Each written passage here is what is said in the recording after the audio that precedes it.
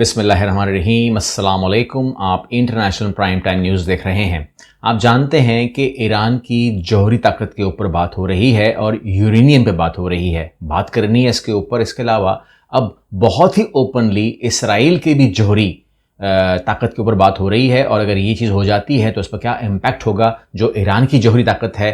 खित्ते के हवाले से बात कर रहा हूँ और अमेरिका के कुछ फैसले आए हैं। इसके अलावा चाइना पे बात करनी है। जब मई के महीने में हमें इराकची साहब और अब डोनाल्ड ट्रंप मई के महीने में चीन में नजर आएंगे तो क्या होगा। और इसके अलावा बहुत बड़ा धमाका जो है वो किया है तुर्की ने। इसके ऊपर अगर हम बात नहीं करेंगे तो ज़्यादती होगी, हम बात करेंगे। आप जानते हैं कि डोनाल्ड ट्रंप ने जब आबनाए हुर्मुज़ खोलने के हवाले से एक बहुत ही बड़ा ऐलान किया था कि हम ऑपरेशन फ्रीडम जो है वो शुरू करेंगे और हम घुसने लगे हैं और उसके बाद तबाही मचा देंगे अगर कोई हमारे सामने आया तो। और हम पहले ही बात कर चुके थे कि वो एक चीज़ चेक कर रहा है आखिरी तौर के ऊपर कि ईरान के अंदर अब कुछ बचा है कि नहीं बचा। लेकिन ईरान ने जो उसके बाद किया, जो मिसाइल्स फायर किए, वहाँ से वो पहले फ़रार हुआ और अब उन्होंने कहा कि जी हम इस ऑपरेशन को ही मुअत्तल करते हैं, हम करते ही नहीं, हम जाते ही नहीं वहाँ पर। मतलब ये हुआ कि वहाँ पर ईरान की इजारादारी अभी भी कायम है और आबनाए हुर्मुज़ के ऊपर पूरा कंट्रोल ईरान का ही माना जाएगा। नंबर एक। नंबर टू, मुअत्तल कर दिया ऑपरेशन, और उस मुअत्तल करने के बाद जो है वो अब आगे जो बात कर रहे हैं कि जी हमने पाकिस्तान के कहने के ऊपर, यानी कि अगर आप देखें इसका जो ये लोग ट्वीट करते हैं अपने साइट से, तो पाकिस्तान के कहने के ऊपर जो है इनको ये समझ आई है कि जी हाँ, क्योंकि उन्होंने हमें कहा कि ऑपरेशन फ्रीडम को आप मुअत्तल कर दो तो हमने मुअत्तल कर दिया है। ये इतनी आसान बात होती नहीं है जितनी आसानी से ये कह देते हैं। बहरहाल चाइना पे बात थोड़ी कर लेता हूँ। चाइना के ऊपर मामला ये है कि ईरान और अमेरिका के मज़ाकरात जो है वो चीन करवा सकता है, यानी कि वो अपनी सालसी दे सकता है। मेरे हिसाब से तो वो ऑलरेडी इस सालसी में था। अब बेशक वो फ्रंट पे था, बैक पे था, दाएं था, बाएं था, लेकिन चीन था और चीन को ये चीज़ सूट की है। मतलब देखें, एक तरफ तो दोस्ती निभाएगा ईरान के साथ, लेकिन दोस्ती की कोई वजह ही होगी ना, दोस्ती निभाएगा, बिला वजह तो नहीं होगी। रशिया बीच में है इसके। लेकिन चीन को सूट क्या किया? चीन को सूट किया एक्सपोज करना यूएसए को।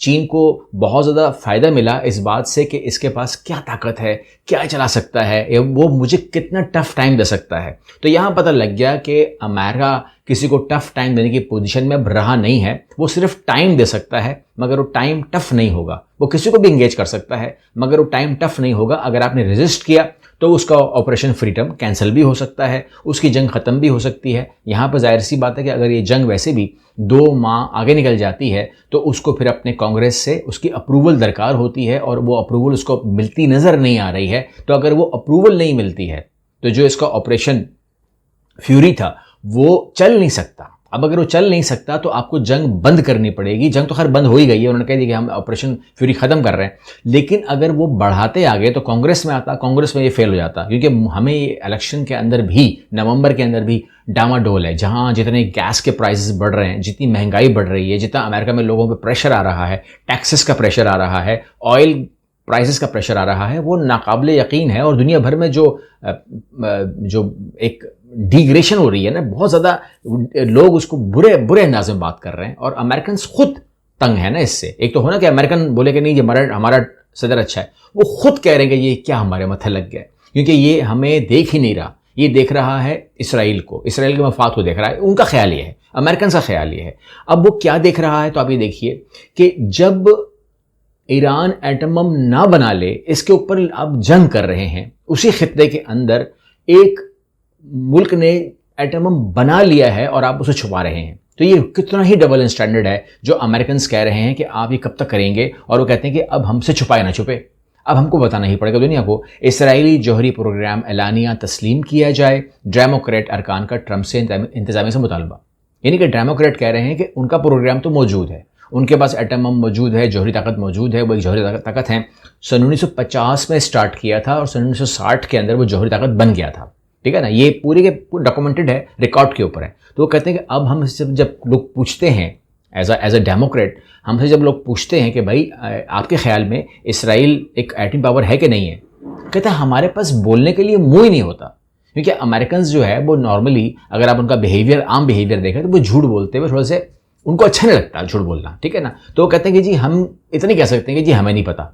लेकिन हमें तो पता है। जब हमें पता है और हम कहते हैं हमें नहीं पता, तो हम झूठ बोल रहे हैं।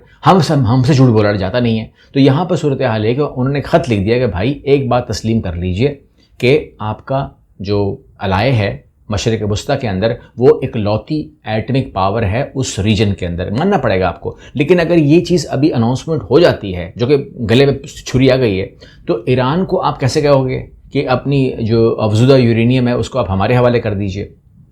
खबरें तो चल रही हैं कि वो अमेरिका के हवाले करने वाला है, लेकिन मुझे लगता नहीं है। अगर ये यूरेनियम बाहर भी गई ईरान से, तो मेरे हिसाब से ये यूरेनियम जो है ये रशिया के पास आइडियली या चाइना के पास जा सकती है, क्योंकि ये दोनों एटमिक पावर मुल्क भी हैं और ये दोस्त भी हैं, इनके पर एतबार किया जा सकता है। और तीसरा मुल्क पाकिस्तान है, यानी कि वो पाकिस्तान के पास रखवा दे, क्योंकि हम पर तो बेतहाशा एतबार है अमेरिका को, हम पे ही ट्रस्ट कर ले। लेकिन अगर कहता है कि नहीं यार हमें इतना ट्रस्ट नहीं है, तो रशिया पे कर ले। रशिया से बातचीत अच्छी नहीं है तो चीन से कर ले, लेकिन किसी एक मुल्क को ही कर सकता है। अब वो कहता है कि जी मुझे दे दें, तो ये बात समझ में नहीं आती। मगर ट्रम्प कहता है कि अगर आप मुझे देंगे तो मैं आपके असासे जो मुंजमद असासे है वो खोलूँगा।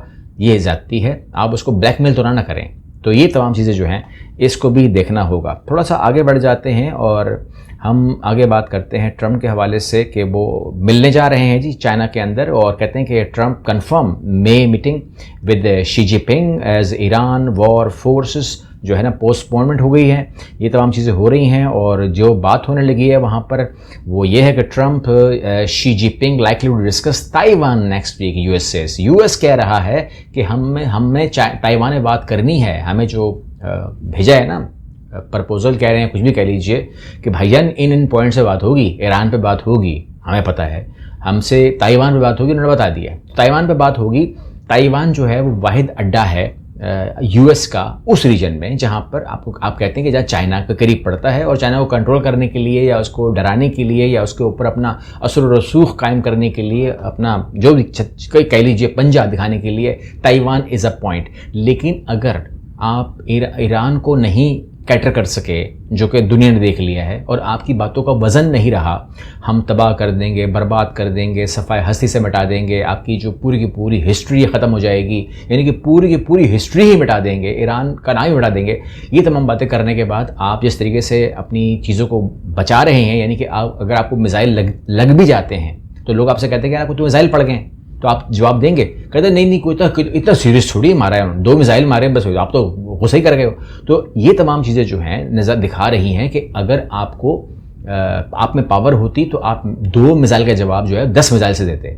लेकिन अभी आप कह रहे हो कि 10 मिसाइल हमें पड़े हैं अब तक, ठीक है ना, 10 हमले हम पे हुए हैं, लेकिन आप उसका जवाब नहीं दे पा रहे हो। और शी जिनपिंग के पास ये बेहतरीन टाइम है कि वो बोलेगा जंग करनी है या आपने ताइवान जो है पीछे हटना है आपने। तो मेरे हिसाब से अगर मैं जनरली बात करूं, क्योंकि आप जानते भी हैं कि हम ये बात तकरीबन मैं आपके साथ कर रहा हूं 2018-2019 से, कि 2027 वो साल होगा जब ताइवान को आप एक बार फिर से, मैं ये कह सकता हूं, आप जानते ही हैं हिस्ट्री, एक बार फिर से आप चीन का प्रॉपर हिस्सा देखेंगे। उसको आप स्टेट कहें, सूबा कहें, कुछ भी कहें, but will be the part of China. और ये हो जाएगा लाइक हांगकांग, कोई बड़ी बात नहीं है। लेकिन ये 2027 में उन्होंने करना है, यानी कि ये बात अगर हम 2018 में कर रहे थे, 16 में कर रहे थे, तो बहुत दूर थे, तो लोग समझते थे कि पता नहीं क्या माहौल होगा उस टाइम, क्यों ही ऐसी बात होगी। लेकिन वो माहौल इस तरीके से क्रिएट किया जाता है कि जब तक आप वहाँ पर पहुँचते हैं तो वो चीज़ वक़ूअ पज़ीर होने को तैयार होती है। और अब आपको मैं समझता हूँ कि अगर 2018 में यकीन नहीं आया होगा या 16 में यकीन नहीं आया होगा, तो आज आपको लग रहा है कि it's a easy task for China about Taiwan, कि वो ये डिसीजन ले सकता है और कर सकता है। अच्छा, अब हम थोड़ी सी बात कर लेते हैं, बहुत ज़रूरी है, तुर्की के हवाले से। तुर्की के हवाले से आप जानते हैं कि बहुत ओपनली आपके सामने इसराइल जो है वो ये कह रहा है कि हमारा अगला टारगेट तुर्की है, ठीक है ना। हम समझते थे कि शायद अगर वो ईरान को पास कर जाता है तो फिर वो पाकिस्तान की तरफ सोचेगा, लेकिन वो कहता है ऐसा है ही नहीं। अच्छा, पहली बात तो है कि उनसे ईरान पार ही नहीं हुआ ना, तो इसका मतलब ये हुआ कि ईरान अगर खड़ा है तो पाकिस्तान इज़ सेफ, ये मैं कह सकता हूँ। लेकिन अगर हम बात करें तुर्की की, तो तुर्की को यह ख़तरा है कि तुर्की नेक्स्ट टारगेट होगा। और इस हवाले से जो इसराइल है वो ओपनली कहता भी है, उनके जो जितने भी बुज़रा हैं उनके बयानात जो हैं वो ऑन द रिकॉर्ड है, कुछ भी बात तो नहीं है। वो कहते हैं कि जी हमारा सबसे बड़ा दुश्मन ही तुर्की है, और उर्दुगान को कहा कि जी हम तुम्हारा वो हाल करेंगे कि तुम कज़ाफ़ी की तरह लोग घसीटेंगे। तो ये तमाम चीज़ें जो हैं उर्दुगान के भी इल्म में हैं, मतलब ये कोई छुपी बात नहीं है। अब मामला ये है, और फिर हमारी जो हिस्ट्री है, जो हमने हिस्ट्री पढ़ी हुई है, उसके अंदर भी तुर्की का जिक्र आता है, ठीक है। तुर्की फतह होगा, तुर्की पे हमला होगा, तुर्की ये तुर्की वो, कुस्तुनतुनिया के हवाले से आप इस बात को जानते हैं, जो आज इस्तांबुल है। अच्छा, अब मामला ये है कि हम देखते हैं कि तुर्की ने बहुत सारे चीज़ों को अचीव भी किया है। मतलब आज हमने उनसे बहुत सारे ड्रोन्स लिए हैं, उनकी ड्रोन टेक्नोलॉजी बड़ी स्ट्रॉन्ग है। और फिर हमने देखा कि एक मिसाइल टेक्नोलॉजी जो है उसने बता दी दुनिया को कि अगर आप मिसाइल टेक्नोलॉजी के अंदर स्ट्रॉन्ग हैं तो आपको कोई शिकस्त नहीं दे सकता, या आपको कोई आपके ऊपर कोई कब्जा नहीं कर सकता, या अपने जो मकासद हैं वो अचीव नहीं कर सकता। तो यहाँ पर अगर आप देखते हैं तो मिसाइल टेक्नोलॉजी जो है उसने अपना नाम बनाया है। पाकिस्तान उसके अंदर आता है, ईरान उसके अंदर आता है, और ईरान ने साबित कर दिया है। ईरान के अंदर उसकी ताकत क्या थी, ठीक है ना, कोई तलवार तो लड़ा नहीं, वो जहाज़ तो उसने उड़ाया नहीं, मिसाइल मार मार के जो ना उसके बाल उड़ा दिए। अच्छा, गुजारिश ये है कि यहाँ पर हम देखते हैं कि जो अभी जो एग्जीबिशन चल रही है वहाँ पर ना तुर्की के अंदर, उसने क्या किया है कि हमें पता ही नहीं चला कि उसके पास भी दुनिया का सबसे ख़तरनाक, कह सकते हैं आप उसको, दुनिया का सबसे ख़तरनाक कह रहा हूँ, और वो है इंटरकॉन्टिनेंटल बैलिस्टिक मिसाइल जो है वो उसने दुनिया के सामने अपना प्रेजेंट कर दिया है।